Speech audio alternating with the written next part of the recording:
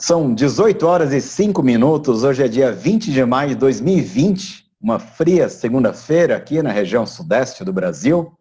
E nós vamos então para a nossa reunião técnica semanal e, como reza a nossa tradição, a gente começa com a palavra do presidente. Eu peço para que o doutor Acácio aqui, então, dê o início à nossa reunião. Por favor, doutor Acácio. Iniciando a reunião, eu tenho um material interessante que não veio diretamente para nós, veio até através da Academia Nacional de Medicina, que foi uma correspondência que a Academia recebeu da Academia Francesa de Medicina, um comunicado conjunto das duas academias, a Academia Francesa de Medicina e a Academia Francesa de Farmácia, um comunicado sobre os testes sorológicos para o Covid-19. Então, eu estou mostrando isso para vocês só como, também no exterior, as academias estão se agrupando e se complementando nas publicações científicas, nas reuniões, etc. Então, era o que eu tinha para falar. Eu passo a palavra para o confrade presidente emérito, Dr. Lauro. Ok. Mas é somente para agradecer a todos, especialmente ao nosso amigo Edson Toporkov, que se prontificou a compartilhar conosco, a dividir um pouco do seu conhecimento sobre os frascos de vidro utilizados na indústria farmacêutica. A gente tem um monte de informações, mas eu acho que a gente até pode fazer isso no rescaldo final, né? Mas deixando para depois. Muito obrigado, Edson, por aceitar o nosso convite e obrigado a todos os colegas que estão presentes aqui. É só isso. Perfeito. Bom, obrigado, professor Lauro. Vamos seguir, então, a nossa reunião agora. Só por uma questão que talvez nem todos os acadêmicos aqui possam ficar até o final para o rescaldo, professor Lauro, só vou pedir para que, caso algum acadêmico tenha algum comunicado mais urgente a ser feito, né, que faça uso da palavra agora. Caso contrário, nós já vamos para a nossa apresentação técnica, né, do Edson, da Wheaton, que vai se apresentar. Alguém tem algum comentário a fazer agora mais urgente? Na falta de comentários, então, eu vou pedir então para que o Edson Toporkov, da Wheaton, assuma já o microfone, a apresentação, para nossa sessão técnica de hoje. Por favor, Edson. Muito bem. Eu acho que desde segunda-feira passada, quando eu participei da reunião, ainda não me apresentei direitinho, porque eu sou um camarada que trabalha na indústria vidreira desde antes de Cristo, ou seja, desde 1971. E até hoje a gente continua aprendendo sempre, sempre, sempre. E eu comecei como estagiário e tal, fui passando por vários setores, até chegar à diretoria industrial, até 2017.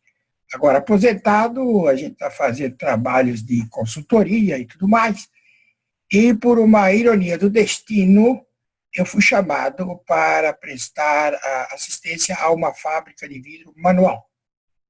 Quer dizer, eu saí de uma automática e fui ver uma indústria manual interessantíssima que fabrica telhas de vidro e elementos vazados de vidro. Então, para mim, é uma experiência excelente, porque a gente, o que viu numa fábrica automática, está vendo agora numa fábrica manual. É um negócio muito interessante. Só que vidro é sempre vidro. E os problemas são exatamente os mesmos. Ok? Então, já falei o que tinha que dizer de mim mesmo, né? Então, vamos em frente, que nós vamos apresentar. Fiz uma apresentação especial falando a respeito do vidro que é produzido em máquinas automáticas. Nós vamos ter a oportunidade de ver aqui pela frente alguns filmes, inclusive, das máquinas da Wheaton, a parte tanto da área quente como da área fria, onde são produzidos e onde são escolhidos. Quer dizer, só uma coisa, uma pincelada, porque essa é uma apresentação normal que a gente faz nas faculdades, universidades, e faz parte também de um curso de pós-graduação em embalagens da Escola de Engenharia Mauá. E para vocês terem uma ideia, são 200 e poucos slides para serem dados em exatamente 16 horas. Então, quer dizer, dá tempo de se ver muito bem e especializar em algum sentido. Mas hoje não vamos passar os 200, obviamente, que senão ninguém aguenta. São muitas horas. Mas vamos fazer o possível e falar em pelo menos os 30 minutos que foram dados, ok? Vamos em frente. Então, o título da palestra é esse, que é a fabricação de embalagens de vidro em máquinas automáticas. Não é manual, mas sim máquinas automáticas que serão apresentadas aqui. Mas antes, nós temos que mostrar o que existe em tipos de vidros, 4 tipos de vidro principais. Quais são eles?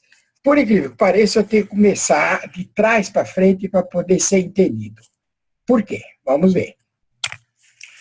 Primeiro é o tipo de vidro não parenteral.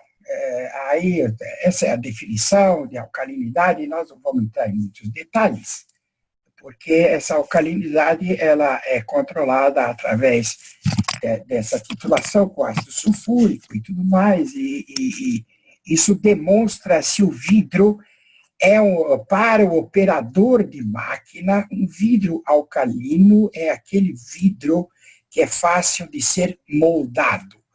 Ele demora para esfriar e ele é moldado. Não sei se vocês já tiveram a oportunidade de ver, obviamente, pela internet, aqueles artesanatos que são feitos, que o cara pega o vidro dentro do forno, ele vai moldando, de vez em quando ele reaquece e tudo mais, e demora muito para esfriar aquele vidro. Vocês repararam que ele mexe, gira a cânula, não sei o quê, papapá.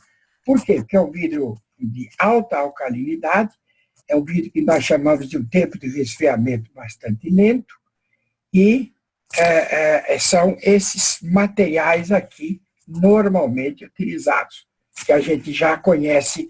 Para quem foi para Poços de Caldas, já viu tem 2 fábricas famosíssimas lá, que até hoje trabalham, e aqui ao lado, deixa-me ver se eu tenho, talvez aqui o laser, né? A apontadora laser. E aqui ao lado nós temos uma telha de vidro, aqui que eu falei do elemento vazado, e aqui é uma lente que era antigamente de automóvel. Essa aqui é uma lente parecida com a lente do Fusca antigo, que hoje é de policarbonato, mas ainda se vende essa lente de vidro, por incrível que pareça. Então, esse seria o tipo não parenteral, vidro fácil de ser moldado. Quais os outros tipos? Esse, tipo 3, eu estou de trás para frente, nós já vamos explicar. O tipo 3 é um vidro mais comum que tem, vamos dizer, na praça. Eu chamo assim na praça porque todos os vidros planos, por exemplo, esses que são de janela, os vidros de perfumes, os copos, jarras e etc., que são produzidos em máquina, normalmente é esse vidro tipo 3, cuja alcalinidade chega até 8,5 mililitros de ácido sulfúrico 0,01 mol por litro. Essa seria a referência. Normalmente, não se trabalha com esse número 8,5. Sempre estamos abaixo, entre 7 e 7,5. E quando esse 7,5 abaixa, por exemplo, 7 para 6,5, o operador já começa a reclamar, ele já começa a gritar desde quando ele entra na portaria para dizer que o vidro já está duro. Uma das características do vidro é essa. Qualquer mudançazinha na composição dele, o que vai acontecer lá na frente é uma mudança muito radical. Então, nós vamos ver aqui na frente por que isso acontece. Então, esse vidro tipo 3 é o que a gente fabrica para todos os tipos, até para farmacêuticos, tanto âmbar como Flint, nós vamos ver agora. E quando se exige que tem que se baixar essa alcalinidade, é feito o tratamento tipo 2, que a gente chama. Vocês viram aqui, por exemplo, alguns exemplos aqui de frascos especiais, frascos, potes. Aqui nós temos algo que eu sempre ponho na apresentação, que a turma diz, mas o que será isso aqui? Será um cinzeiro? Será que pode ser esse troço aqui? E por incrível que pareça, todos nós já ouvimos nas estradas. Isso aqui nada mais é do que aquele olho de gato que fica no asfalto, e quando você acende o farol, essa bolinha aqui de cima é que ilumina. Então, quando o farol, a luz, bate em cima dessa superfície, ela reflete, porque embaixo desse troço que ele está, esta parte redonda que eu estou passando aqui, é a que fica no asfalto. E só aparece a parte, essa aqui de cima. É quando a gente passa nas estradas e nas ruas, aquilo ilumina. Também é um vidro tipo 3, sem nenhum problema. Vocês imaginem, por exemplo, numa estrada que está aproximadamente acima de 40 graus a estrada, e de repente vem uma bela de uma tempestade, cuja temperatura cai seus 20 ou 30 graus, isto aqui tem que aguentar esse choque térmico. Mas o vidro tipo 3 aguenta um choque térmico de até 50 graus. Então, não há problema nenhum. Outra coisa interessante aqui é que os motoqueiros reclamam muito desse troço, porque aqui é uma bolinha em que eles podem escorregar nas estradas. E aí nós descobrimos que não é esse o problema, mas sim o lobby do plástico estava contando a história para não usar o vidro. Mas tudo bem, isso faz parte do jogo. Esses aqui são os vidros âmbar, que nós vamos ver agora, e aqui a maioria que todo mundo já conhece, de penicilina, e aqueles vidros que são utilizados para a farmacopeia. E esse é o interessante também, que hoje a indústria de construção civil utiliza muito vidro. Isso aqui é uma escada feita de vidro. Hoje isso é muito comum, tem uma resistência fabulosa. Na China tem, inclusive, uma passarela que a turma se sente mal, que está em cima de um precipício, etc. e tal, mas o vidro tem uma característica interessantíssima, e cuja resistência mecânica do vidro é igual à resistência mecânica do concreto. O vidro aguenta muito compressão, tração praticamente nada, mas a compressão ele aguenta. Muito bem. Depois do vidro tipo 3, temos o tipo 2. Nada mais é do que o próprio vidro tipo 3, onde ele sofre um tratamento superficial, interno, que nós vamos ver daqui a pouco como é que isso se procede. É um tratamento que, no passado, quando eu falo passado, significa 40 anos aproximadamente, esse tratamento era feito com enxofre. Era colocado enxofre dentro de um forno, se aquecia este forno a 300 graus, formava aquela fumaceira dentro do forno, o enxofre fazia esse tratamento superficial interno aos frascos, ia para o laboratório, lá eles lavavam e o vidro não tinha problema de ter a passagem dos eventuais sais para o produto. Isso nós já vamos mostrar agora o que significa isso. Se eu tirar uma tela daqui, e aqui está. Como é que é feito hoje isso aqui? Está aqui. Tem uma explicação de o que é esse fenômeno do vidro. Dá para ver aí, né? O ar úmido reage com óxido de sódio e cálcio na superfície da parede interna do vidro. Nessa reação se formam os cristais. E esses cristais, deixa eu dar uma paradinha aqui, se é que para. Acho que não para, isso aqui está em flash.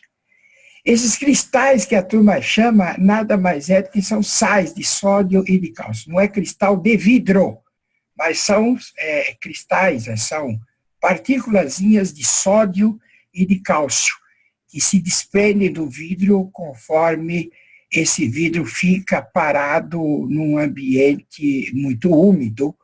Por exemplo, aqui próximo da serra, onde o ar é muito úmido, se esse vidro ficar fechado numa caixa por muito tempo, essa umidade vai atacar o sódio e o cálcio, dando essa tendência de formar esses pequenos cristais. Então, cristais não, essas pequenas partículas.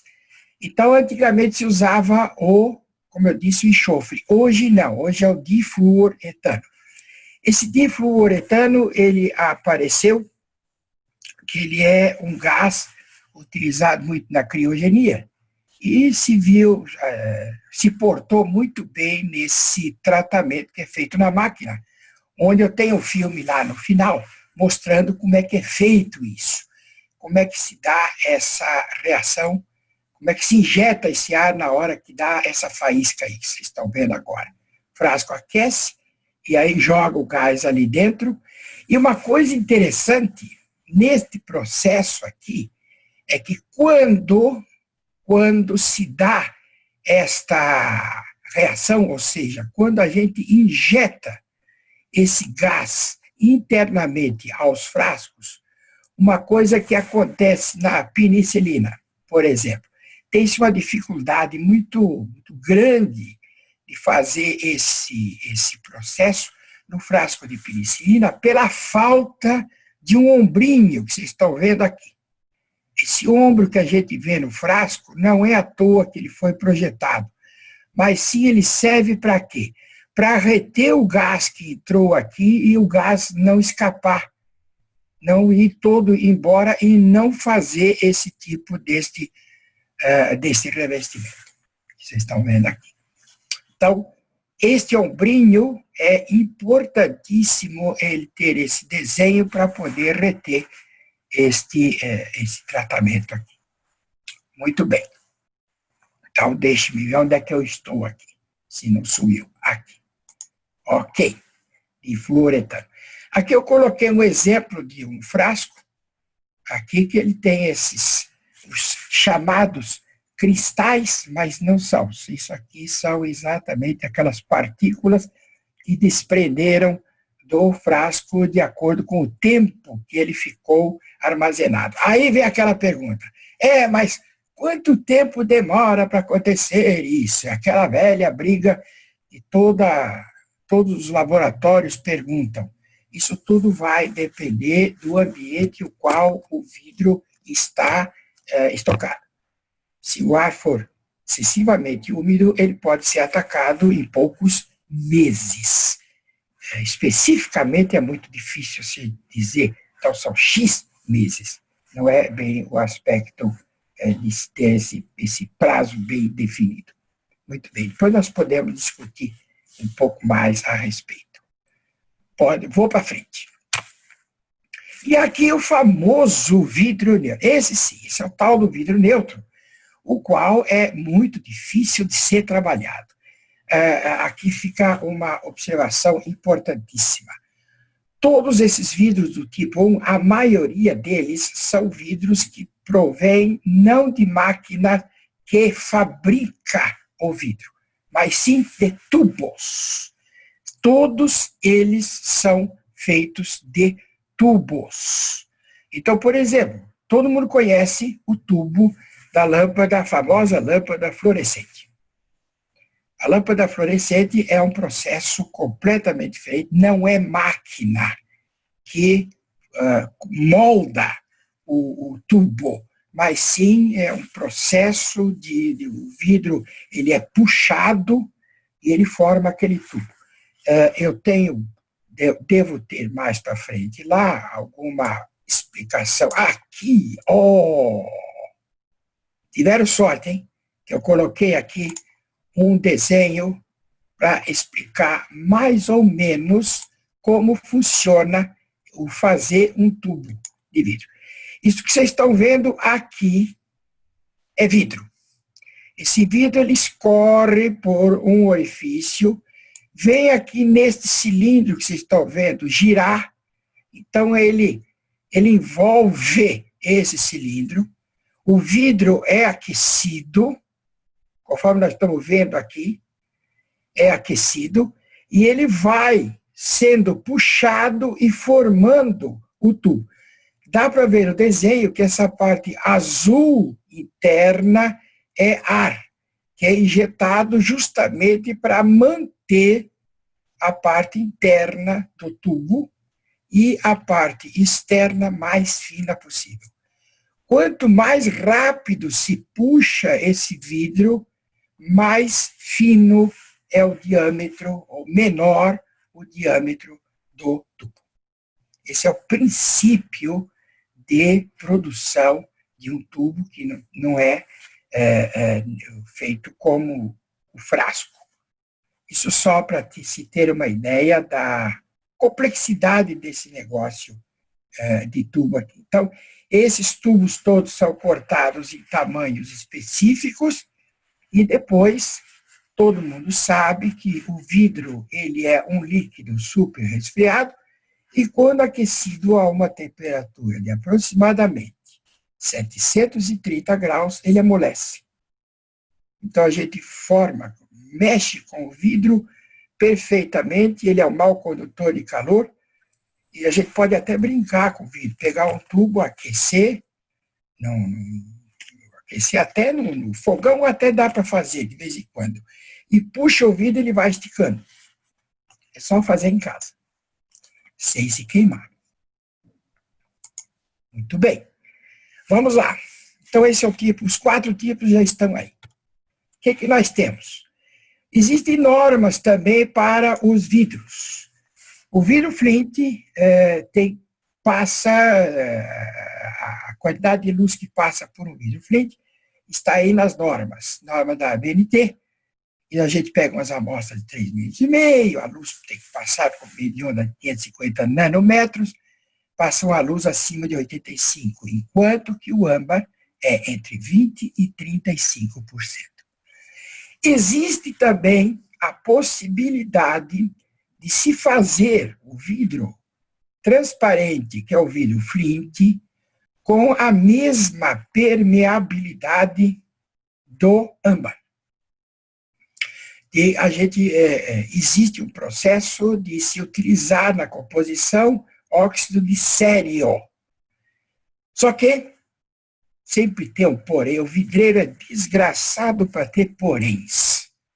Óxido de sério, além de ser caro, dá problema muito sério para se produzir, para problemas das propriedades do vidro.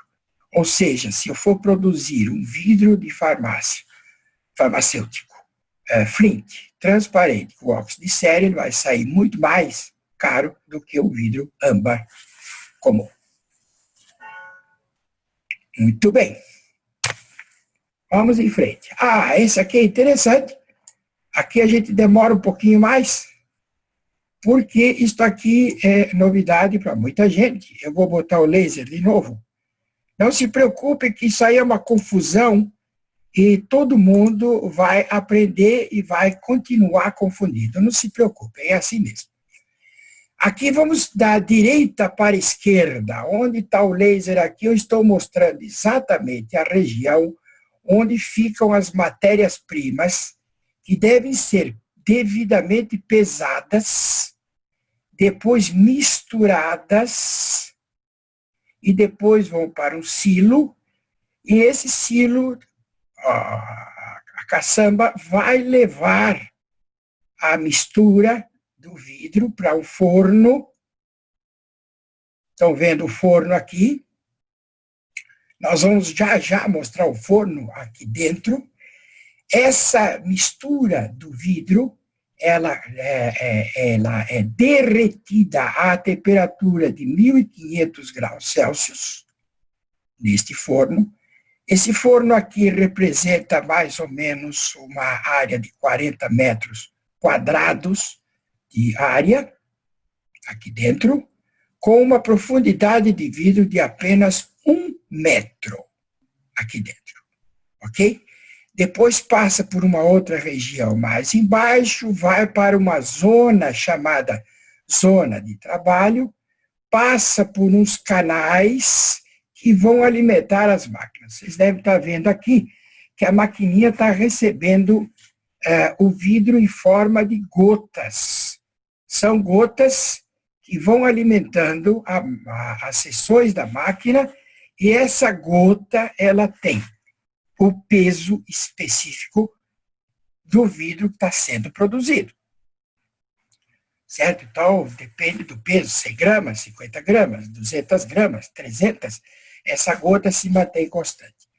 Tudo isso aqui é um complexo, vocês estão vendo aqui o negócio está funcionando, etc. É um complexo de controles para manter essa gota com o peso, com o diâmetro, com o comprimento constante durante toda a produção. Então, é bastante complexo. Nós temos ainda tudo mecânico, mas atualmente esse processo é feito com servomotores, ou seja, a parte mecânica sai toda, mas o princípio é o mesmo. Nós vamos ver depois essa gota caindo, a máquina produzindo, ok? Esta máquina está produzindo, e nós vamos depois descobrir por que quando se faz o frasco, há necessidade de se passar por um túnel, um forno de recozimento para aliviar as tensões. Isso nós já vamos ver daqui a pouco no processo. Porque o vidro, quando ele é conformado na máquina, ele sai com muitas tensões, excesso de tensões. Então, de maneira que a hora que a gente pega um vidro aqui, antes dele entrar no recozimento, ele estoura. Depois de algum tempinho, se a gente ficar com ele na mão, é perigoso até porque ele estoura. Ele está sob tensão e conforme ele atinge uma temperatura que nós chamamos de ponto de amolecimento, ele explode. Ele estoura mesmo. Por isso que ele precisa levar esse tratamento de recozimento, e depois que ele vai de uma temperatura aproximadamente aqui de 450 graus Celsius, até chegar no final com a temperatura ambiente e passar por todas as máquinas de controles dimensionais, de controles de alguns problemas de aparência, alguns problemas de rachaduras, etc. E depois vai para uma sala limpa, onde ele é empacotado. Depois, no final empacotado, é feita toda uma inspeção, nós vamos ver isso daqui a pouco. Aí são formados os pallets e que vão para a expedição. Ok? Eu acho que todo mundo está entendendo, é só dar um positivo aí. Vocês estão ouvindo normal? Positivo? Está dando para... Se está muito rápido, avisa, levanta a mão e diz, vai mais devagar, porque aqui a gente, senão nós vamos ficar aqui até umas 10 horas da noite. Já me aconteceu isso uma vez, a gente ficou explicando muito, de repente o tempo foi embora, então eu preciso me controlar também. Muito bem. Então, todo esse conjunto que vocês estão vendo aqui é o complexo de uma fábrica de vidro automático. Ok? Nós temos, apesar de que a gente está vendo, não é tudo automático, tem alguma coisa que é transportada, tudo mais, mas tudo isso aqui é tudo controlado, a máquina também é totalmente controlada, a operação é necessário o operador justamente para fazer as observações com relação às seções da máquina, fazer lubrificações, etc, etc. Muito bem. Aqui é o apanhado geral, e só para a gente lembrar que são essas principais áreas, que é da mistura, que sejam as matérias-primas, a área quente, onde a gente funde as matérias-primas, o recozimento, que é uma área importante, e depois a área fria, onde tem todas as máquinas de inspeção para garantir a qualidade do produto final. Lá vamos nós. Próximo. Essas são as matérias-primas. Certo? Se a gente ficar nisso aqui, nós vamos ficar até amanhã, mas eu vou passar muito rápido aqui. Por exemplo, areia, que é o vitrificante, que é sílica, A mais importante matéria-prima é esta aqui, que é o próprio caco, que é produzido na fábrica. Então, isto é conhecido. O caco não vem de fora. Ele é aproveitado, tudo aquilo que é rejeitado, ele é aproveitado no vidro transparente. Então, a gente conhece o caco, conhece a composição, não há problema de trazer alguma impureza ou coisa que vai atrapalhar depois no final. Parelha, que é importada, que é o sódio, cálcio, que mais? Magnésio, que se chama dolomita, alumina, importantíssimo esse alumina aqui para a conformação, sulfato de sódio, que é um afinante, justamente para afinar lá dentro do forno, eliminar gases, e aqui os demais, coque de petróleo, óxido de cobalto, selênio. Importante aqui chamar a atenção que óxido de cobalto azul, selênio, que é rosa, são dois elementos que servem para correção da cor do vidro. Existe uma tendência do vidro transparente, ele querer tender para um verdinho. Você pode reparar que de vez em quando tem umas garrafas, uns produtos, que o vidro não é totalmente transparente, ele é meio esverdeado. Isso por quê? Por causa da quantidade eventual, excesso de ferro nas matérias-primas. O ferro é danado para esculhambar com o vidro, ou seja, para esverdear o vidro. Então, a gente faz as correções desse verde com o azul do cobalto e o rosa do selênio. Isso é para contrabalançar e manter o vidro transparente. Esse é o objetivo. Okay? Por isso que as matérias-primas têm que ser muito bem controladas e evitar que isso aconteça no forno, porque vocês viram naquele desenho do forno, nós temos aproximadamente, lá são 40 metros cúbicos de vidro, e que multiplicado por 2,5 vai dar mais de 100, vai dar 100 toneladas de vidro dentro de um forno. Se houver algum desvio de matéria-prima, até sair daquelas 100 toneladas, vão perder produção a dar com pau. Então, isso é muito importante, o controle das matérias-primas. Esse aqui seria a matéria-prima básica que é usada no mundo inteiro, é esta aqui. É com esses óxidos todos aqui, com esses elementos todos aqui, ok?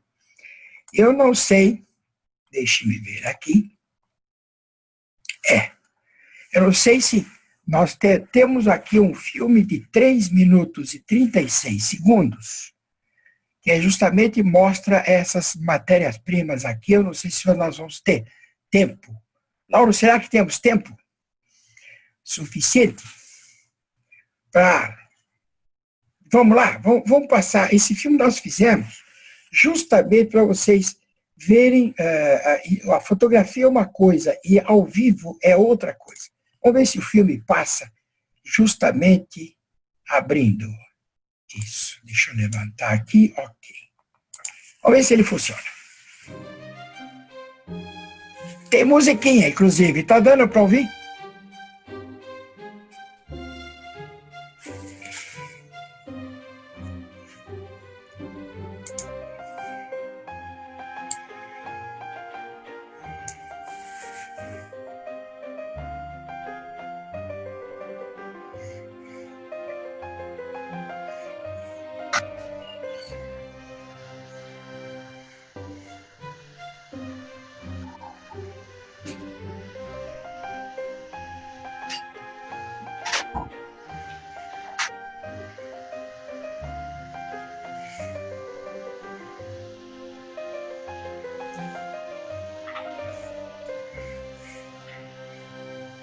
Não.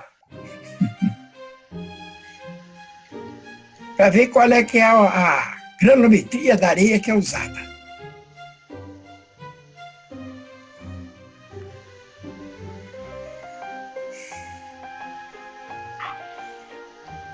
O caco de vidro, ele entra na composição do jeito que ele está aí agora, não é em pó.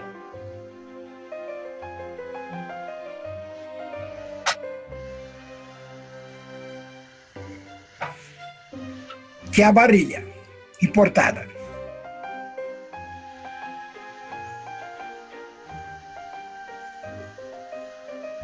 No Arraial do Cabo nós tínhamos uma fábrica antigamente e hoje não tem mais.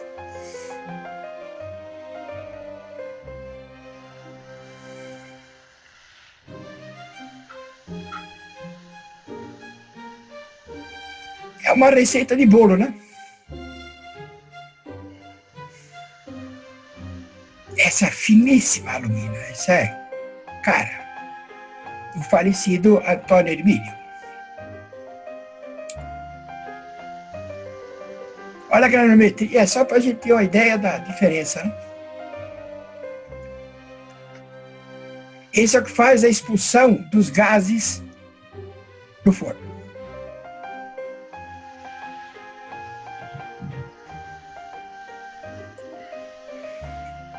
Olha lá, pitadinhas por tonelada. Ele está fazendo aí um exemplo de quase uma tonelada.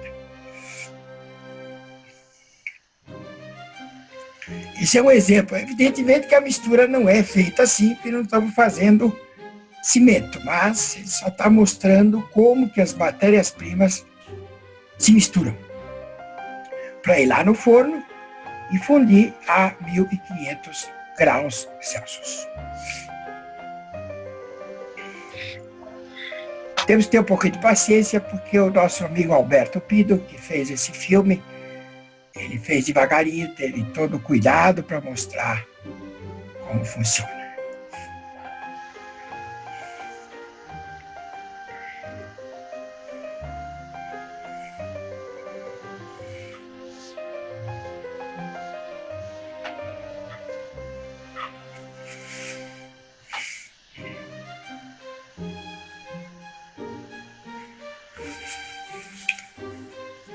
Ele chamou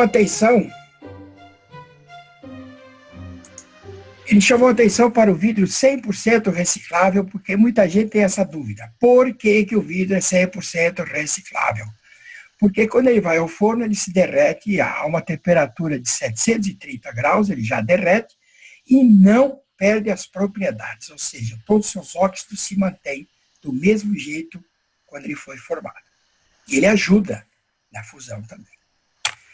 Aqui seria depois o vidro âmbar, que a gente só vai mostrar, evidentemente, as diferenças que tem no vidro âmbar.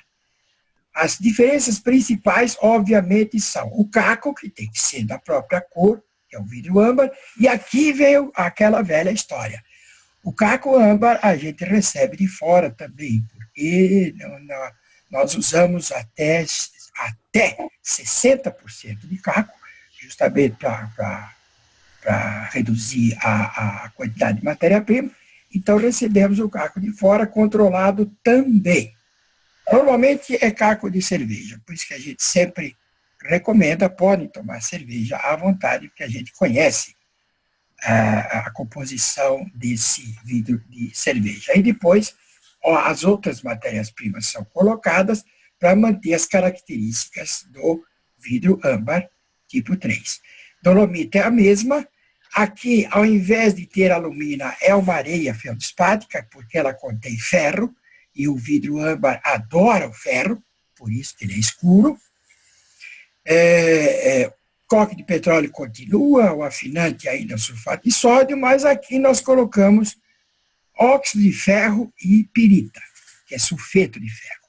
Então, nós vamos ver aqui para frente como é que se dá essa mudança da cor do vidro básico flint para se transformar no vidro âmbar.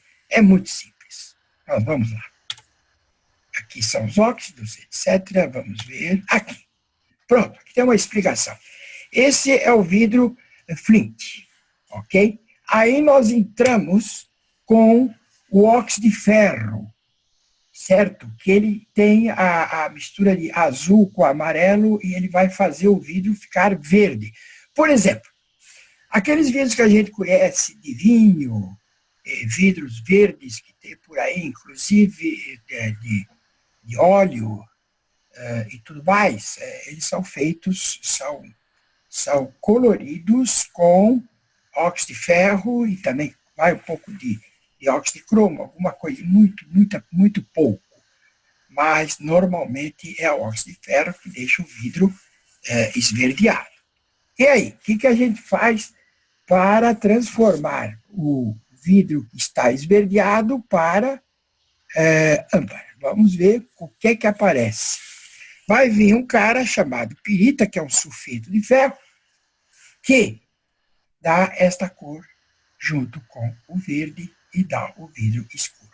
Então, repetindo, entra óxido de ferro, entra pirita, vermelho com verde, dá a cor marrom. É assim que acontece. Aí vocês vão perguntar, quanto tempo demora um vidro no forno para ser transformado de flint para âmbar? Exatamente 4 dias. Então, nós temos 4 dias em forno que vem mudando a cor. Pode mudar a cor, é o que acontece lá na Wheaton, o vidro âmbar, que é o forno A. Quando ele passa, eventualmente, de flint para âmbar, demora 4 dias. Mas, Lauro, se for passar de âmbar para flint, é uma desgraceira, porque demora 14 dias.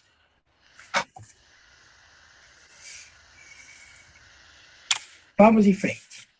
Aqui eu fiz só um resumo dos tipos de vidro, e aqui apareceu alguém um pouquinho diferente, que seria o borosilicato, que é o tipo 1, mas também existe um outro que é alumínio borosilicato. São 2 tipos que tudo depende do que se coloca no vidro, só para conhecimento, ok?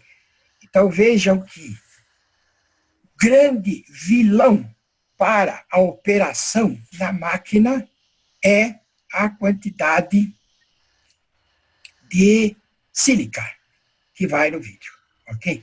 Então, por exemplo, por que o borosilicato é um vidro difícil de se produzir?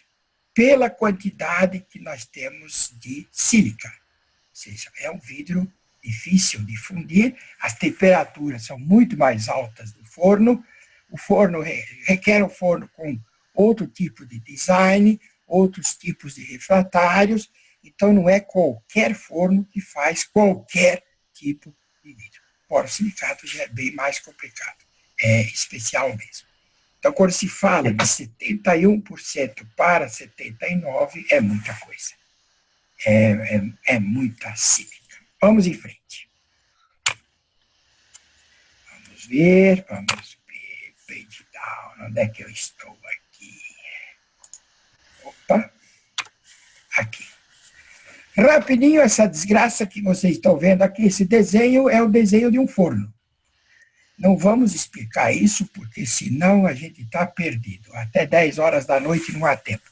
Mas eu vou fazer o seguinte, eu vou simplesmente pegar o laser aqui, e rapidinho eu vou explicar. Essa parte vermelha que nós estamos vendo aqui em volta, eu não sei se dá para ver o laser, mas o que está tudo em volta aqui dentro seria a piscina de vidro com 1 metro de profundidade e aproximadamente aqueles 40 metros quadrados de área. Seria uma piscina. Esse vidro, ele entra, a mistura entra sólida e depois ela derrete e vem para uma outra área aqui, que é a preparação do vidro para ir para esses canais. Eu não sei se dá para reparar que aqui são canais. Um aqui, mais um aqui, 2, 3, 4, 1, 2, 3, 4, 5, 6, 7 canais tem aqui. Esses canais são os canais que levam o vidro até a máquina com aquele formato que a gente viu de gotas. Vocês estão vendo aí que está caindo de cada um deles as gotinhas para irem alimentando a máquina.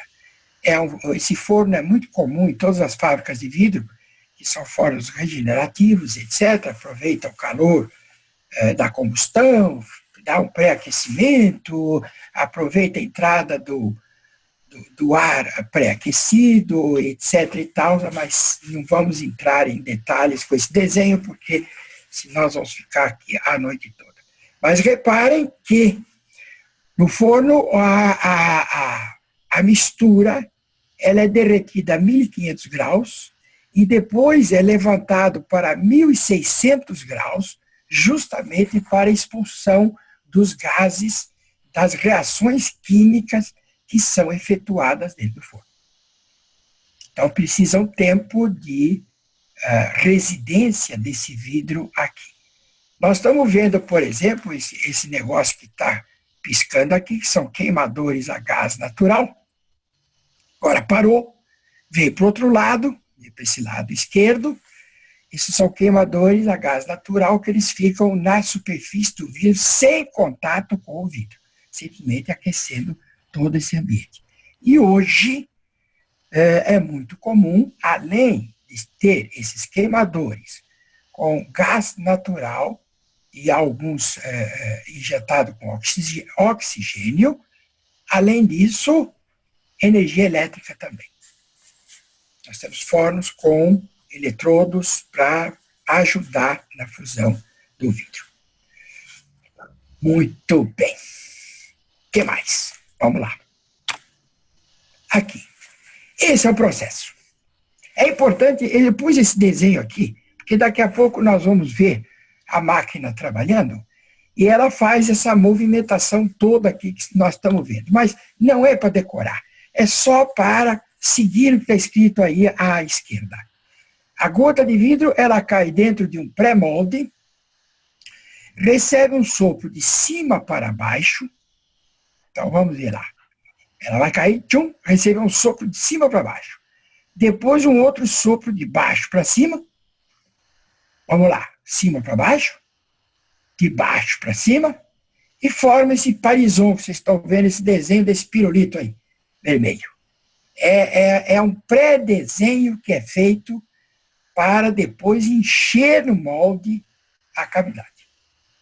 Obrigatoriamente é feito esse parizão. É a mesma coisa que acontece no plástico, também é feito um pré-desenho, vamos dizer assim, para depois ele ser preenchido dentro do molde, ok? Para os frascos cilíndricos, isso tudo tem modelamento matemático e tudo. O que complica é quando são frascos irregulares para cosméticos e etc. e tal, aí a coisa complica. Então, esse parizão, ele é formado aqui no pré-molde, ele é transportado para o molde, e ali no molde, ele o parizão é soprado, preenchendo toda a cavidade do molde, depois vem umas pinças, pegam o frasco, põem na esteira e vai para o forno de recozimento. Dá para ver no desenho. Positivo? Esse seria o processo. Nós vamos ver a máquina fazendo exatamente esse processo, ou seja, ela está formando o parizão, depois tem uma peça que vai lá para frente, o molde fecha, preenche o molde e depois tem um conjunto de pinça que pega o frasco, põe na esteira e vai para o recozimento. Esse é o processo chamado soprado. Depois, quando terminar, se tiver perguntas e alguma dúvida eventual, se alguém anotar alguma coisa, a gente volta ao slide respectivo. Certo? O que mais? Pronto. Agora, nós estamos chegando ao fim. Esse é o penúltimo slide, felizmente. Olha aqui. Essa é a máquina que faz aquele vidrinho. A máquina esquisita, né? Um troço que não dá para saber o que é, nós vamos saber. É uma máquina que possui 6 seções, nesse caso, aqui dá para separado, as 6 seções, certo? Cada seção é independente, por isso que ela chama-se máquina IS, certo? A palavra IS, que seriam seções individuais.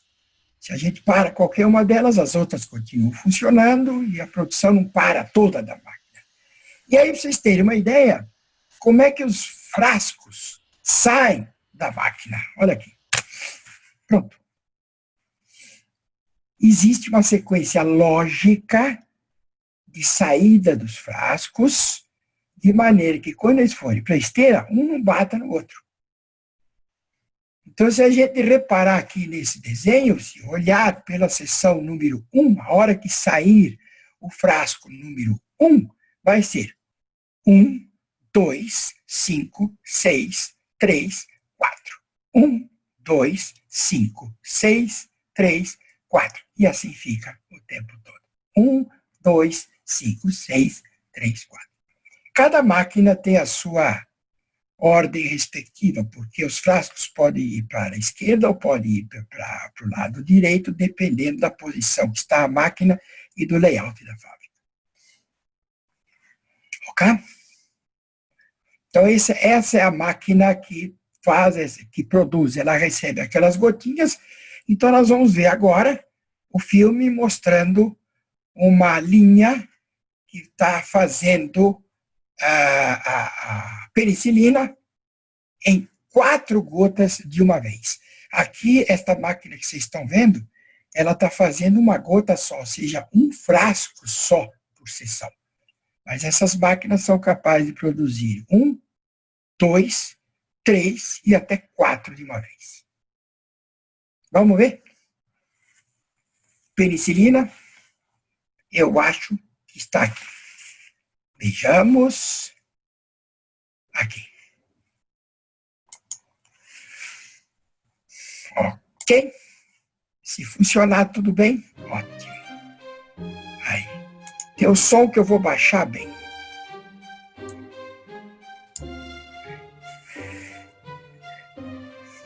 Vocês vejam que as 4 gotas estão caindo na parte de trás, onde faz o parison, a uma velocidade tremenda. E elas caem por gravidade, ninguém empurra nada.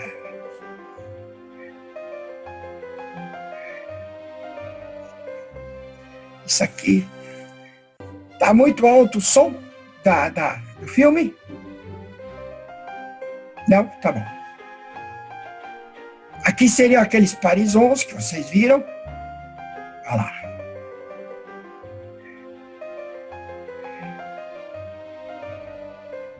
Esse aqui é um filme de treinamento para os operadores, justamente para a gente ver alguns setups. Até, inclusive, problema de limpeza de máquina, etc. e tal. Eu aproveitei o filme para a gente ver as 4 gotas sendo feitas aqui na parte de trás e agora vai na parte da frente. Olha lá, agora ela vem para frente e vai dentro do molde. Dá uma olhada, entra no molde e sopra, pronto. Esses frascos são produzidos aqui entre a gota e a chegar na esteira em 10 segundos. Aí a penicilina já está pronta. A pinça colocou lá em cima daquele negócio furado lá e veio para a esteira. Tem que ter uma ordem certinha para uma não bater na outra. Verifica como elas são, encaixa bonitinho. Quase vai. Tudo sincronizado, né? Obviamente. E aqui vão para a esteira. Essa esteira é de Kevlar, justamente para não dar choque térmico, não rachar o fundo, não dar nenhum problema. Antes era de ferro, mas dava muito choque térmico. E aqui elas vão com a velocidade tremenda para o forno de recozimento.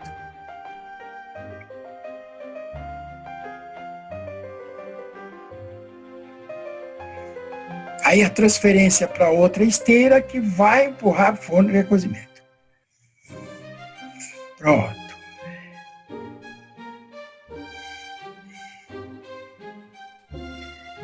Aí, justamente para mostrar que o operador faz as suas inspeções, etc., vocês reparem que ele pega uma amostra de cada seção da máquina, justamente para ele fazer as inspeções.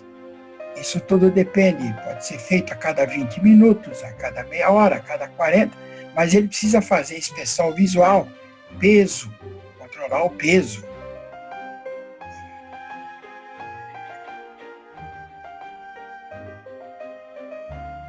Utiliza calibre justamente para ver como é que está se comportando cada cavidade. Aí a boca, para as linhas de enchimento, ver se o frasco está torto. São os principais que ele faz na área quente. E aqui é o forno de recozimento já na saída, com esse mundo de frascos. Essa é uma máquina que produz pura e simplesmente 480 mil garrafas, frascos, por dia. Que as máquinas de inspeção automáticas, de todos os frascos, 100% dos frascos passam por máquinas com câmeras para ver os possíveis, comparados com os defeitos de amostra padrão. Olha a velocidade com que a garrafa entra na máquina e ela fotografa uma por uma. Olha lá, aqueles flashes que dá para ver lá dentro. Aqui também os manuais da parte fria, ou seja, calibrou lá na área quente, também existe calibre na área fria.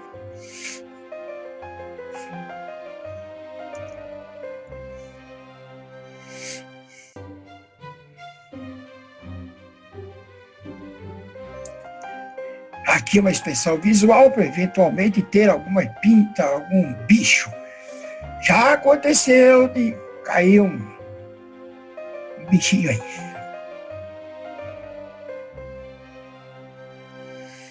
Aqui a empacotadora.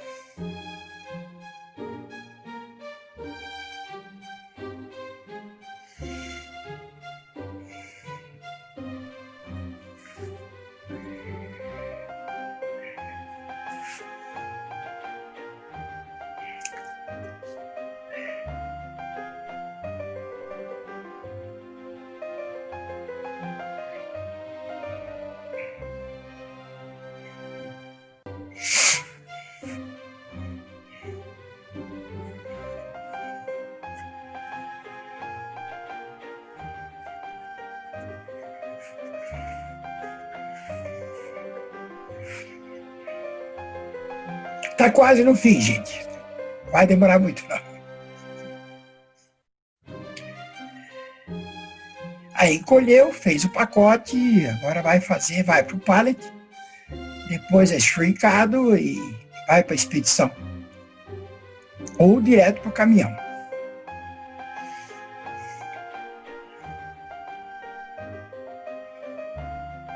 E assim mesmo, Lauro, às vezes pode acontecer de entrar uma mosca ou alguma coisa aí. Já aconteceu isso, hein? Já aconteceu. Isso já aconteceu. Pernilongo, por exemplo, que tem muito pernilongo aqui em São Bernardo. Já aconteceu. Muito bem. Para finalizar aqui a apresentação, certo que deu para ver o processo, é só para a gente ver aquele famoso DFE que eu falei logo no começo, que é aquela aplicação do gás, do DFE, que é o difluoretano, na máquina. Como é que é feito isso? Eu fiz um filme aqui para mostrar, até para cliente também, como é que isso é feito. Aqui tem um cara falando que eu peguei do próprio Google. Né? As gotas lá, deu para ver as gotas caindo. Lá em cima está cortando, aqui está caindo. Olha lá, o parison, etc. Aquele processo que nós já vimos. O mais importante é aqui. Tem que manter 400 graus. Inclusive esse fogo é justamente para isso. E aqui o difluoretano está sendo injetado uma por uma. Dá para ver olha lá. Tchum, tchum. Estou fazendo o barulho que faz de conta que é ele. É muito rápido porque não precisa dos detalhes, mas é só para ter uma ideia do que é, ok? Bom, eu acho que o que a gente tinha que apresentar para dar uma ideia generalizada da produção de vidro automática, ok? Aqui, finalizou. E agora, o que eu faço? Quem dá o som aí? Olá. Aê! Estamos aqui de volta. Aqui, deixa eu fazer uma coisa aqui, ó. Deixa eu voltar aqui para a nossa galeria, né? Isso. Olá. Edson, olha, muito obrigado aí pela apresentação, né? Uma aula aí para a gente sobre a indústria de vidro, né? Uhum. E eu estou vendo aqui que alguns colegas já têm algumas perguntas. Deixa eu até perguntar, doutor Bartolomé, que está com a mãozinha levantada aqui, não sei se esbarrou somente no botãozinho ali de levantar a mão ou se já teria uma pergunta, doutor Bartolomé, diretamente da Espanha. Doutor Bartolomé, se tiver que falar, teria que abrir seu microfone, por favor.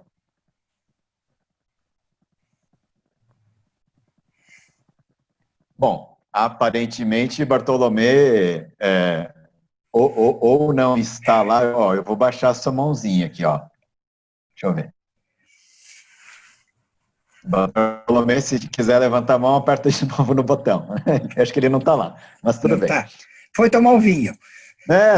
Pois é. E o vinho dele é espanhol, né? Vinho nacional dele é melhor que o nosso aqui. O nacional dele é melhor que o nosso. Não sei, não vou ficar falando mal do vinho brasileiro, mas eu posso falar bem do vinho espanhol, né? De qualquer forma. Edson, deixa eu fazer uma pergunta aqui. Você sabe que eu trabalho com patentes, informações tecnológicas, né? Sim, sim. E assim, a pergunta, eu estava até fazendo umas buscas de patentes aqui no finalzinho, e a pergunta que eu te faço assim no mundo do vidro moldado hoje, quem são os líderes de tecnologia nesse segmento? Você tem uma ideia, assim, de quem no mundo está desenvolvendo coisas, equipamentos, formulações? Você pode, em relação a máquinas e equipamentos, é a High Class. Uhum. A High é uma empresa americana. Americana não, é alemã. H-E-Y-E. Tá. High. A High, ela está praticamente na ponta da tecnologia mesmo. Tá. Entendeu? Então, você pode procurar que ela tem muita coisa. A outra é Emhart. Uhum. Emhart também é uma empresa que cuida disso, mas a Rai leva uma vantagem porque o que ela faz? Ela praticamente aluga uma máquina numa fábrica de vidro e faz todos os testes lá. Entendi. Perfeito. Na área de composição de vidro, para uso na área farmacêutica, por exemplo, tem algum desenvolvimento assim que você tem conhecimento que está em andamento? Não, o vidro básico, você vê, o vidro básico é aquele flint que eu falei, e depois as experiências que são feitas em cima daquele vidro básico, são colocados alguns óxidos, que a gente já sabe que vão ser inertes, né, no final do vidro. Sim.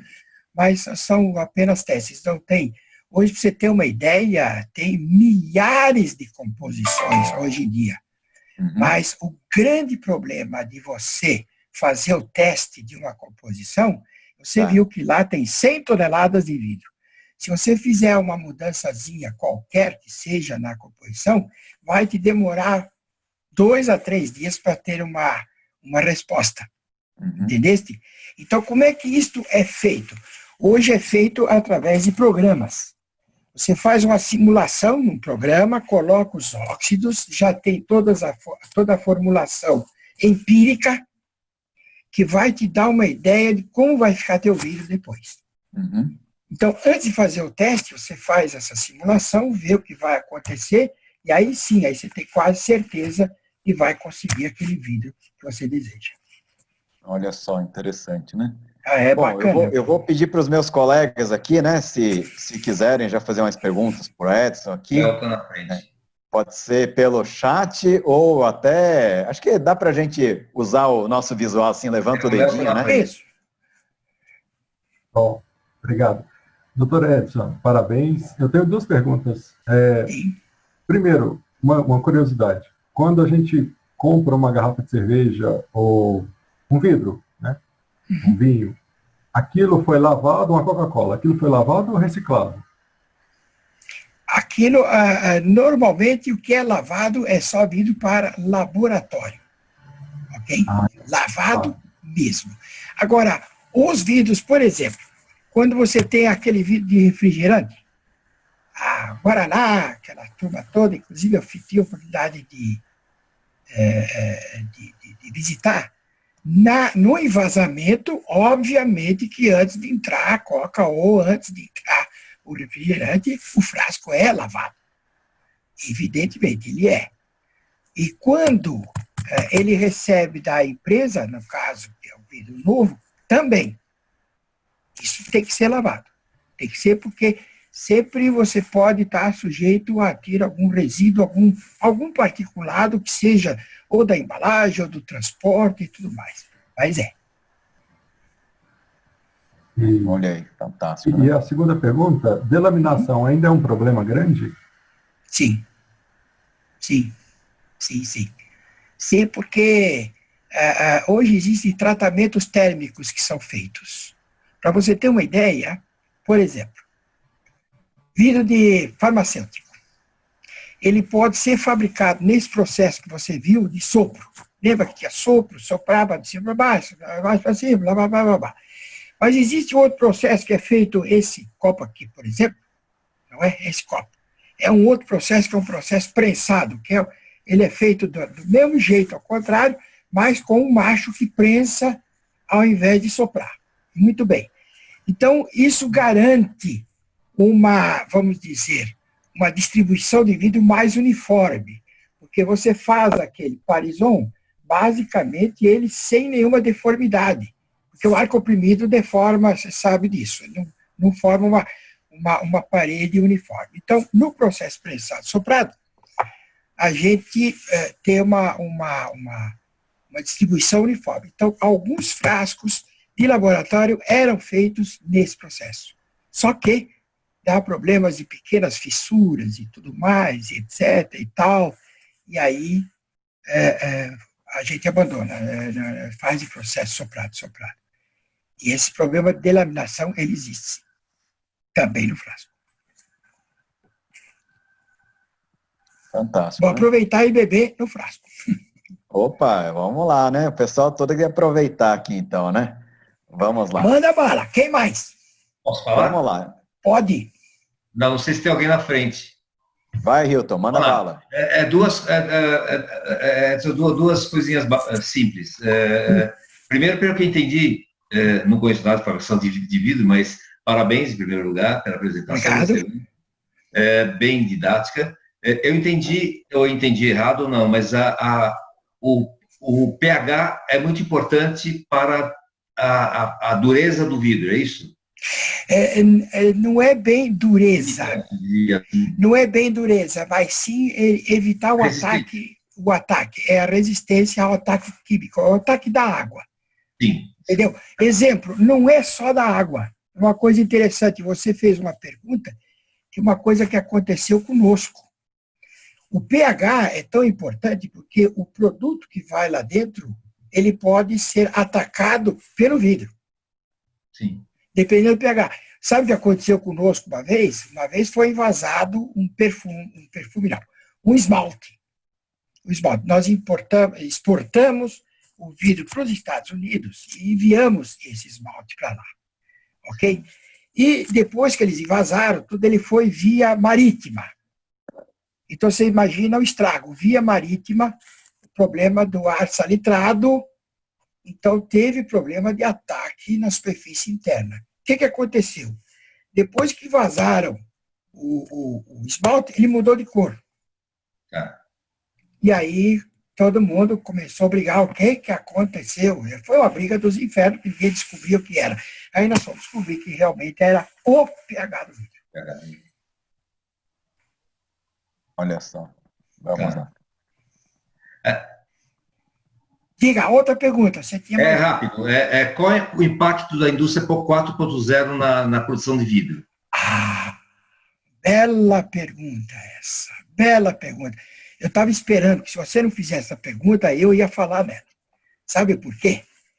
Para a indústria 4.0 só existe um segredo. Não é só o equipamento de última geração, não é robô, absolutamente nada disso. Porque o robô você vai acabar comprando na esquina. Na casa de construção, daqui a pouco tem robô para você comprar. O problema é você programar os equipamentos com as informações que você tem. Então, o teu equipamento ele vai ter que fazer tal coisa, quer dizer, levar daqui para lá, ou controlar a temperatura, de acordo com as informações que você tem, porque você tem que injetar no programa informações. Onde estão essas informações? Na cabeça dos operadores. Não tem registro. Essa é a grande dificuldade da indústria 4.0 na transformação do vidro. Porque essas informações estão na cabecinha do vidreiro. Entendeste? Então, tudo aquilo. Tem vidreiro que ele chega na produção, ele olha para aquela gota lá e diz assim, o vidro não está bom hoje. Só de olhar. Agora, imagina você transformar esse negócio para a indústria 4.0. Essa é a dificuldade. Seja inteligência artificial atuando aí, mas aí estamos falando mais adiante. Aprendizagem, máquinas. Exatamente. Obrigado. Perfeito. Bom, Ele agora é o Pitinini. Espera aí, o Cássio tinha levantado a mão, né, Cássio? Leon também e o Pitinini. Vamos lá, Cássio, por favor. Cássio, você está sem som. Desculpa aí. Muito obrigado, Edson, pela sua apresentação, muito interessante. Eu acho que a minha pergunta talvez não tenha muito a ver com a sua apresentação, mas é um problema que está acontecendo numa determinada área da medicina e da farmácia hoje em dia. Uhum. As seringas de insulina, existem seringas plásticas e as seringas de vidro. Essas seringas são siliconadas e foram desenvolvidas basicamente para aplicação de insulina e, de repente, começou a ter uma utilização off-label dessas seringas. Os oftalmologistas começaram a injetar fármacos dentro do olho, os dermatologistas começaram a fazer preenchimento com essas seringas e a comunidade científica dessas áreas percebeu que, quando se injetava anticorpos monoclonais com moléculas proteicas muito grandes, havia uma complexação com o silicone utilizado nessas seringas para fazer deslizar o êmbolo com facilidade. Uhum. Então, quando a molécula era um pouco menor até, as reações inflamatórias eram mais frequentes. Então, essa informação já está circulando pela comunidade oftalmológica, dermatológica, e o pessoal está buscando alguma maneira de ter seringas de vidro, seringas plásticas não siliconadas. Eu não sei se isso faz parte da sua empresa e se você tem alguma informação sobre essa possibilidade de ter algum vidro que deslize com facilidade sem necessariamente ser siliconado. Bom, nós não fabricamos esse tipo de vidro, que seria o tipo do vidro neutro, e feito de tubo, como eu já falei lá no começo, e normalmente para que isso ocorra tem que ter algum tratamento interno, que eu não conheço. Esse tratamento interno eu não conheço. Conheço o tratamento com o DFE, como eu mostrei lá, mas esse do tubo eu não conheço. Eu não sei como esse tratamento está sendo feito. Não consigo te responder. O vidro, sim.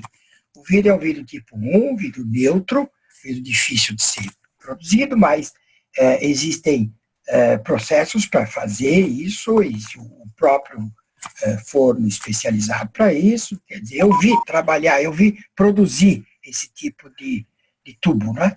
Mas o que está sendo feito especificamente, eu particularmente não sei. Ok, obrigado. Perfeito. Bom, a gente tem na fila aqui o Dr. Leon Rabinovich, o Pitinini e o Michel Furi, tá ok? Então, pela ordem, eu vou pedir para o Dr. Leon, então, fazer a pergunta aí. Perfeito. Leon, com você. Perfeito. Dr. Edson, obrigado pela sua exposição.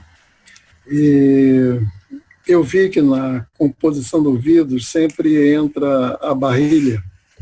E a parte daquilo que eu iria tocar já foi abordado, já foi informado pelo senhor, quando disse que outrora produzimos a barrilha aqui no Arraial do Cabo, no estado do Rio de Janeiro.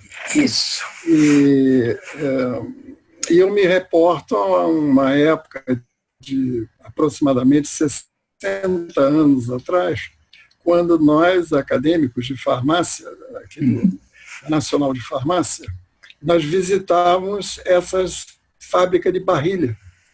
Essa fábrica de barrilha, próximo a Cabo Frio, ficava situado numa região de salinas.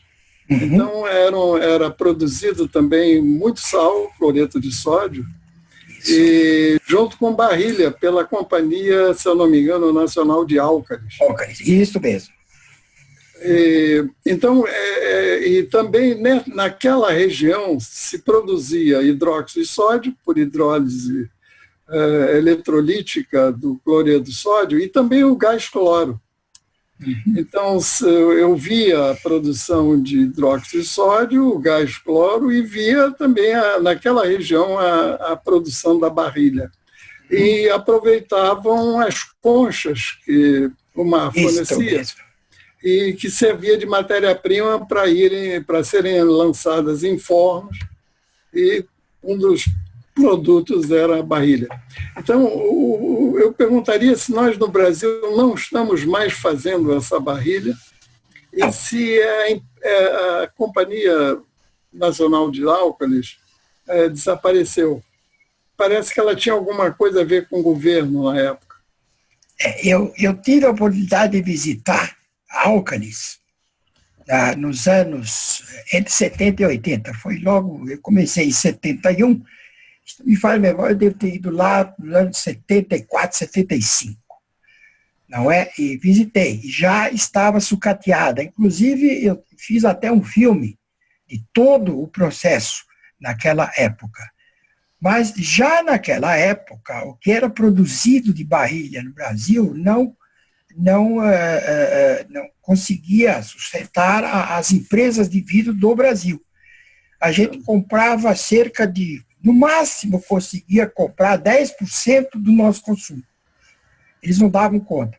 E a fábrica estava sendo sucateada mesmo, não era eficiente, etc. e tal, toda enferrujada. Não sei quando o senhor esteve lá, aquilo estava tudo oxidado, era uma estrutura metálica oxidada. Eu me lembro muito bem disso. Isso foi uma pena. Aí nós tivemos depois a crise também de importação, de barrilha, o navio que não chegava, aquela história toda. E aí vem a história. Se o senhor tiver a dúvida de dizer, e se a barrilha não vier, o que vocês vão fazer? Então, existe uma estratégia na fábrica de vidro. Mantenha uma quantidade grande de caco no seu pátio para você poder sustentar a sua fábrica durante pelo menos uma semana, se faltar barrilha. Entendo. O Nordeste do Brasil não produz? Não produz. Inclusive, existia uma fábrica, a Companhia Industrial de Vidros lá também, que estava interessada em explorar alguma coisa em relação à barrilha, mas não foi para frente. Ok. Muito obrigado. Perfeito, então. Doutor Pitinini, por favor. Boa noite, companheiros e confrades. Antes de mais nada, parabenizar o conferencista. Brilhante. Obrigado. E uma curiosidade. Sim. Eu tenho Búzios como uma área muito gostosa. Tem um chalezinho lá. E eu fiquei admirado de ver uma casa construída perto da praia ou do Ferreirinha ou do João Fernandes, que tinha à frente da piscina com um vidro que deveria ter aí uns 15 a 20 centímetros de espessura, mas num tamanho assim de uns 10 metros por uns 3. Como que é fabricado esse tamanho desse vidro? É uma curiosidade de quem não entende nada de vidro. Provavelmente sejam várias chapas de vidro, porque a chapa de vidro normalmente chega até 1 polegada de espessura. Então, é muito provável que sejam várias camadas de vidro, uma grudada na outra, digamos, com um colante que é um plástico. Não é? Mas é vidro plano. Completamente diferente do processo que eu apresentei hoje. Certo. O vidro plano é o mesmo vidro, mas não é a máquina, não é uma máquina que faz, não. Só para eu ter uma ideia, o vidro ele sai do forno com aquela manta da largura do vidro que vai ser vendido. Eu fiquei curioso porque quando eu vi pela primeira vez essa piscina, que é até um motivo de curiosidade, porque muitos vão até lá e vão conhecer a piscina de vidro. Ela existe. Aí eu fui até lá ver a tal piscina de vidro e fiquei curioso. Mas o senhor está de parabéns. Mais uma vez eu tenho que realçar a sua didata, sua apresentação didática foi perfeita. A gente que não entende do assunto começou a entender muito bem. Meus parabéns. E aproveito que eu vou ter que sair, cumprimentar o presidente Acácio e o nosso amigo, o Moreto, o presidente emérito. Muito boa noite, parabéns ao senhor, gostei muito da sua palestra e boa noite a todos os outros confrades e também acho que tem uma confreira aí, não sei se ela já foi embora. Tem duas. Tem duas, então meus parabéns também pela presença feminina, né? Vamos realçar aí. Como um bom mineiro, a gente sempre lembra da cara metade, né? Das mulheres mineiras, que são famosas. Uma boa noite, muito obrigado e desculpe a intervenção. Apenas foi curiosidade. E na próxima oportunidade estarei presente novamente. Boa noite. Perfeito, Biquim, boa noite. Vamos lá, então. Michel Puri, por favor, Michel. Só vou pedir para você abrir o microfone, Michel. Boa noite, muito obrigado pela apresentação, parabéns. Obrigado. Eu tenho uma pergunta que é em relação ao alumínio, porque a farmacopeia americana, ela determina um limite de alumínio nas soluções injetáveis, né? Graças a Deus, por via oral, quando a gente toma alumínio, o alumínio não é absorvido, mas quando a gente injeta alumínio na veia, o alumínio é um metal tóxico, né? Neurotóxico, e quando os pacientes fazem uso de grandes volumes de solução, o teor de alumínio passa a ser consideravelmente relevante, né? Então, a gente pega algumas soluções injetáveis aqui no Brasil, e você dosa alumínio e você fica assustado, porque o nível de alumínio nas soluções é muito alto. Parte vindo da matéria-prima e grande parte de migração do vidro. O vidro migra alumínio para dentro da solução injetável. Eu sei que os frascos de borosilicata, conforme você mesmo demonstrou, tem um teor menor de alumínio, mas mesmo assim é um teor bastante elevado para soluções injetáveis. Você sabe de alguma alternativa ou alguma solução para esse problema? Até hoje, o danado do alumínio ainda não foi. Já foram feitas várias experiências para substituir o alumínio por outros elementos, mas que não causou nenhum sucesso. Ok? Para ter uma ideia, o vidro tipo 3, por exemplo, ele na composição percentual em peso, 2% é alumínio. Ok? E os borosilicatos, alumínio borosilicatos, chegam a 4. E esse alumínio, ele obrigatoriamente entra na composição para facilitar a moldagem, para você poder ter uma moldagem de vidro nos moldes, né, nos equipamentos, para facilitar essa moldagem. Mas alumínio, desde que eu conheço o vidro e desde que a gente já fez várias experiências, ele sempre esteve presente. Não só a alumina calcinada, que é utilizada hoje para o vidro flint, mas a própria areia feldspática, que vem do feldspato, que é fonte de alumínio. E é muito difícil, esse é você, vou chamar de você. Você levantou uma coisa importante, porque experiências hoje feitas com vidro, as faculdades, as universidades deveriam ter vamos dizer, ter a oportunidade de conhecer esses problemas com o vidro e trabalhar junto com a empresa. Eu sempre reclamei isto. As faculdades não trabalham com as vidrarias, mais é plástico, mais são outras coisas que fazem teste, mas vidro especificamente não. Entendeste? Então, eu sinto muita falta disso para justamente a gente poder estudar viabilidade de outros produtos que a gente poderia utilizar no vidro e ter provavelmente uma performance melhor. Perfeito, obrigado. Então. Tá ótimo. Alguém tem mais alguma pergunta aqui agora a ser feita? Sem perguntas adicionais? Eu queria fazer... Lauro.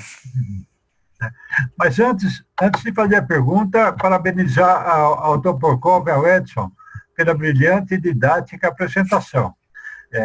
Um pouco chovendo molhado, porque ele já faz isso há 50 anos, no mínimo. Mas, enfim, ele e o Peter Pai são os pais e os grandes mestres de vidreiros do Brasil. Mas eu queria lembrar o seguinte, de que frasco de vidro e tubo de vidro vai ter uma demanda relativamente grande agora, porque se fala muito em vacina. E se está falando em vacina para o novo coronavírus, significa de ter inúmeros e bilhões de frascos aí, porque tem muita gente, a hora que sair a vacina, vai ter que ser uma corrida para ter recipientes para acondicionar as vacinas na quantidade que vai ser necessário. E a pergunta que a gente sabe, quer dizer, como é que um frasco de vidro, que aparentemente deve ter um preço comparado com o de tubo de vidro,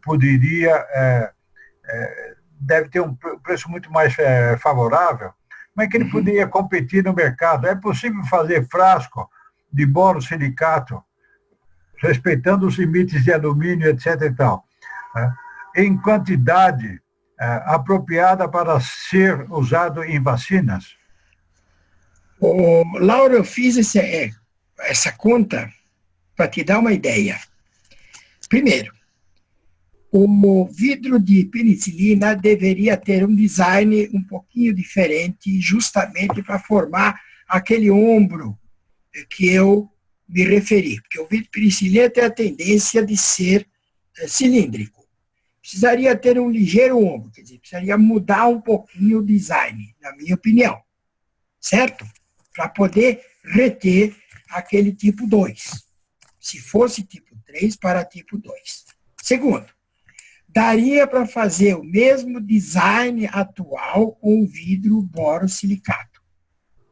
Daria. Desde que o forno esteja preparado para isso. Os refratários têm que estar preparados para isso. Os feeders também têm que ser preparados para isso. Porque é um vidro que trabalha com temperatura bem maior do que o tipo 3. Então, é toda uma linha especializada. E quantas máquinas seriam necessárias para produzir 7 bilhões de frascos?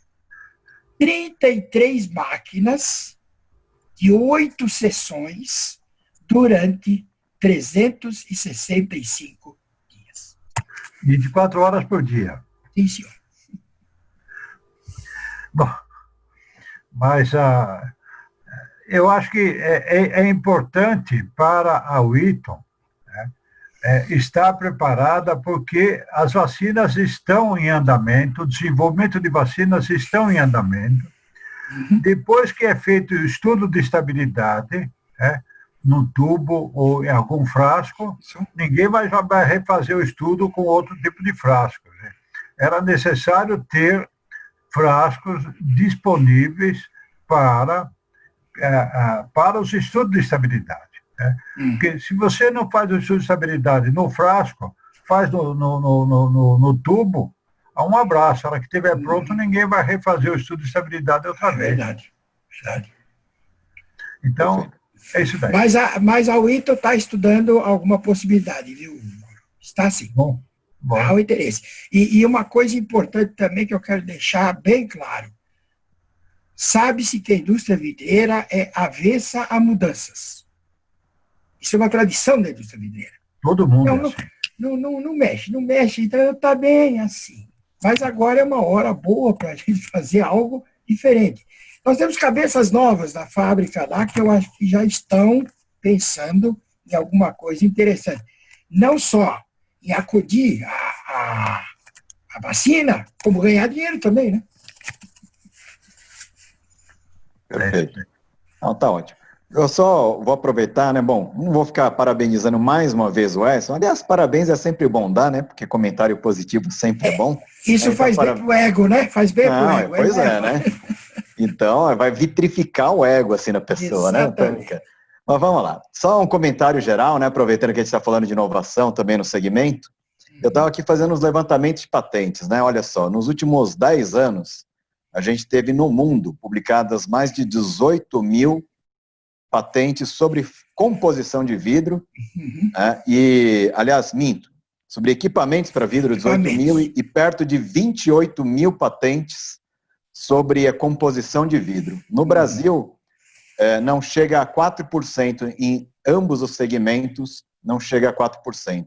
Na área de equipamento de vidro, 3% dessas patentes tem depósito no Brasil, e na área de composição, 3,6%. Né? Então, demonstra que tem um espaço bastante grande para, eventualmente, indústria de equipamentos e até composição no Brasil. Grande parte desse mundo de vidros que tem hoje, ele é disputado entre empresas como Saint-Gobain, Corning, né, e a Guardian. E muito disso é, inclusive, na área de fibra óptica, não é mais nem nos frascos mesmo, né? Então, dá para a gente ver que tem bastante espaço mesmo, né?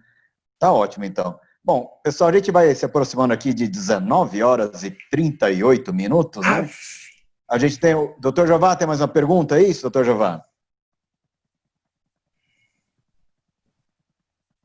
Jová, tem que abrir seu microfone, por favor.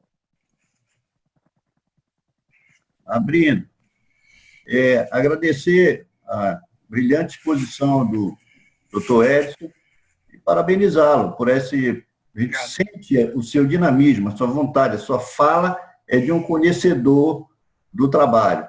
Então, saiba, doutor Edson, que eu estou aqui no Amapá, na região norte, e lhe agradeço por esse novo conhecimento que o senhor nos trouxe. Meus parabéns e continue com esse vigor de vidro. Obrigado.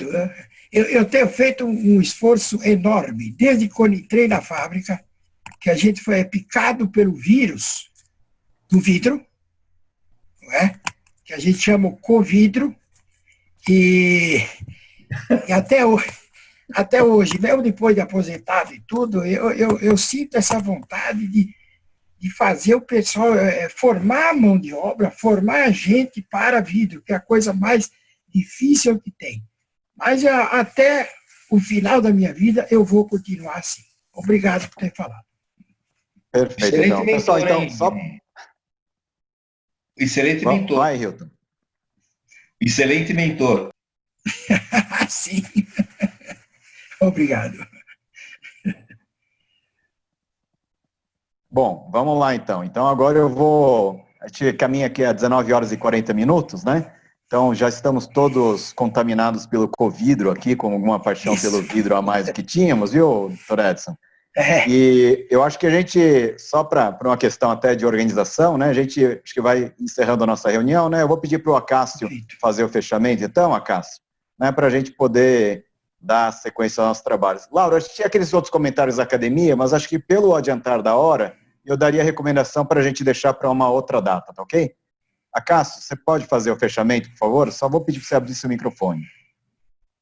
Ok. Obrigado, doutor Edson. Realmente uma palestra muito interessante. Eu agradeço a presença dos confrades e confreiras, Bartolomé Ribas, lá da Espanha, Denner Goldinho, aí assistindo a palestra. E boa noite a todos. Muito obrigado. Tá certo. Então, uma salva de palmas para o doutor Edson aqui. Vamos desmutar todos aqui, né? Pronto.